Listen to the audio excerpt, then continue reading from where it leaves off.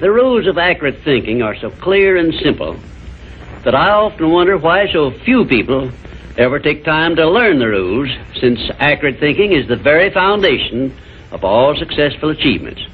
In this visit, I shall give you a working description of the rules of accurate thinking, which all successful people follow. First of all, accurate thinking is based on two simple fundamentals. They are called inductive reasoning and deductive reasoning. Inductive reasoning is used when the necessary facts on which to base your thinking are not available. In this case, you act on hypotheses, or what you assume the facts to be. Deductive reasoning is used when you have the facts, or what appear to be the facts, on which to base your thinking. The next step in accurate thinking is to separate facts from fiction, or hearsay evidence, and determine whether you are dealing with hypotheses or real facts.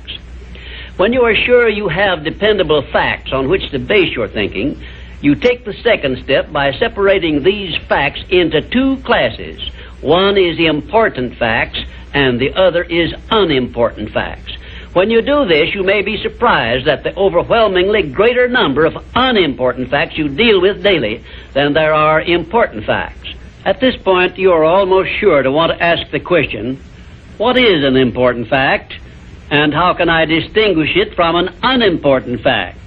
And I shall give you the answer to this very important question by saying that an important fact is any fact which will aid you to any extent whatsoever in attaining the object of your major purpose in life. And all other facts, as far as you are concerned, are unimportant, and you should waste no time with them.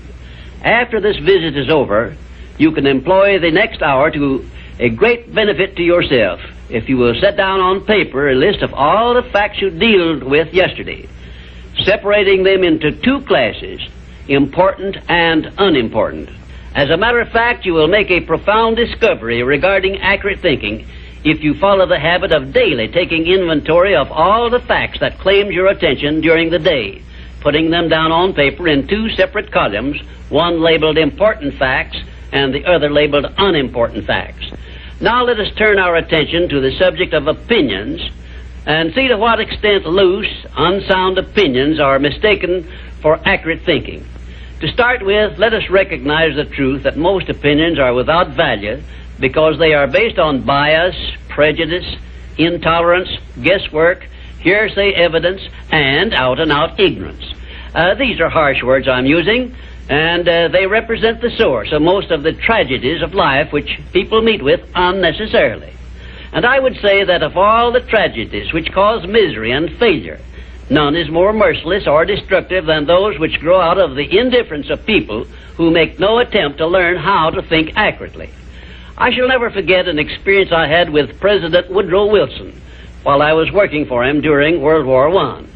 I asked the President what effect he believed World War I would have on civilization, and his reply was brief, but it was a masterpiece which you should remember as long as you live. "I cannot answer your question," said the President, "because I have no facts on which to base an opinion." If you will remember Woodrow Wilson's 15-word speech every time you are about to express an opinion about anything, the chances are that you will soon get out of the habit of expressing or even having opinions not based on something more substantial than biases, prejudices, and emotional feelings which often serve as fathers to facts. You will learn, if you observe carefully, that the more successful a person is, the less he is inclined to express wild, unjustified opinions about anything. Also, you must have observed already that the drifters who are suffering with frustrations because they recognize they are failures usually have an assortment of opinions on about everything you can imagine. When I hear someone expressing a definite opinion about something of which I have definite reason to believe he knows little or nothing, I think of an experience I had when I stopped a Quaker on the streets of Philadelphia and asked him the time of day. He took out his watch, examined it carefully, and then in a slow, emphatic tone of voice he said, "Well, sir, according to this alleged timepiece, it appears to be approximately 1 minute and 10 seconds past 12 o'clock. I was particularly impressed by the care with which this Quaker identified the source of his information which he was passing on to me. and I often thought afterward how beneficial it would be if all people who express opinions or give out information would take the time to identify the source from which they were able to speak. I cannot influence all people to engage in this sort of safe thinking, but I can suggest that you give it consideration in connection with this visit on the subject of accurate thinking. Now, I shall give you a simple rule which may help you avoid being misled by unsound opinions expressed by other people. When you hear someone make a statement which your reason cannot accept as being sound, or which you question or should for safety's sake question for any reason whatsoever, ask a simple forward question. How do you know? Then stand firm on that question and either force the speaker to identify the source from which he got the information he is endeavoring to pass on as facts, or reject the statement entirely as if it had not been made. And do this no matter who is speaking or what may be his reputation for truth and veracity. Remember, you are given as your richest birthright the privilege of controlling your own thoughts. Therefore, treat this divine gift with the profound respect to which it is entitled, and do not allow anyone to do your thinking for you, or to influence your thinking in any manner whatsoever, except by the rules of accurate thinking I am passing on to you. Follow this procedure regardless of what people think or say about your method of thinking. If they wish to call you a cynic or a doubting Thomas, let that be their misfortune. But for your own good, go right on thinking by rules which will save you from many mistakes and tragedies throughout your life. Now I will give you 7 rules to follow, which, if you memorize them and follow them as a daily habit, may bring you top rating as an accurate thinker. 1. Never accept the opinions of other people as being facts until you have learned the source of those opinions and satisfied yourself of their accuracy. 2. Remember that free advice, no matter from whom it is received, will bear the closest of examination before it is acted upon as safe. And generally speaking, this sort of advice is worth exactly what it costs. 3. Alert yourself immediately when you hear anyone speaking of others in a discourteous or slanderous spirit, because this very fact should put you on notice that what you are hearing is biased, to say the very least about it, and it may be out-and-out misstatement.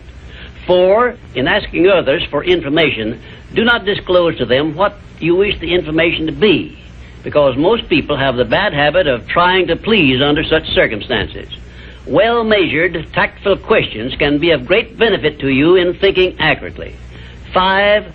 Remember that anything which exists anywhere throughout the universe is capable of proof, and where no such proof is available, it is safer to assume nothing exists.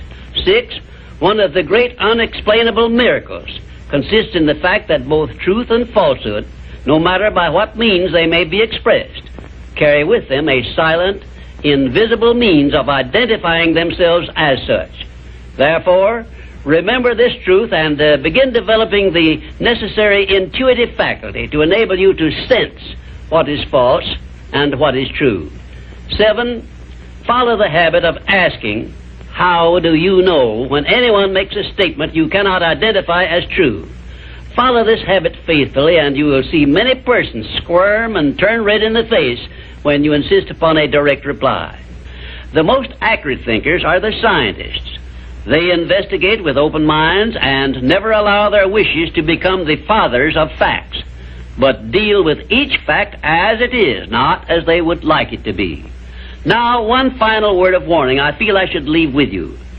Study yourself carefully, and you may discover that your own emotions are your greatest handicap in the business of accurate thinking. It is easy for you to believe that which you wish to believe, and unfortunately that is precisely what most people do. This is a method by which many people condemn themselves to eternal failure and defeat, and it is a method which opens wide that sealed envelope which contains the list of penalties they must pay for neglecting to take possession of their minds and use them for constructive ends beneficial to themselves. And now, until our next visit, may I say goodbye.